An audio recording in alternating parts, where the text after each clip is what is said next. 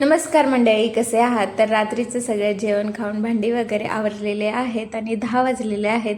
इथं मी भडंग करायला घेतलेला आहे. थोडंसं असं मुरमुरे मी पातेल्यात गरम करून घेते. त्यामध्ये मी पहिल्यांदा शेंगदाणे तळून टाकले. छान अशी सगळी तयारी करून घेतली होती. नंतर मका पोहे पण छान फुललेले आहेत.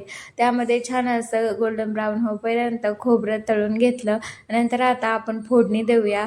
हिरवी मिरची पण तळून घेतली. फोडणीमध्ये आपण लसूण टाकायचा, कढीपत्ता टाकायचा आणि जी कोथिंबीर होती ती टाकलेली आहे. छान असं कडक करून घेतलं.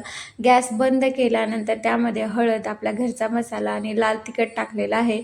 ही एक ट्रिक आहे ज्याने इंस्टाग्रामवरून बघितली होती की थोडंसं डाळं घ्यायचं, त्यामध्ये साखर आणि मीठ टाकायचं, मिक्सरला बारीक करायचं. खूप अशी छान विकतच्या टेस्ट येते. त्यानंतर मी मिसळ फरसाण जो कोणी खात नाही, खूप मोठा मोठा असतो, तोही त्यात टाकून घेतलेला आहे. छान असं मिक्स केलं. इथं आपलं भडंग तयार आहे.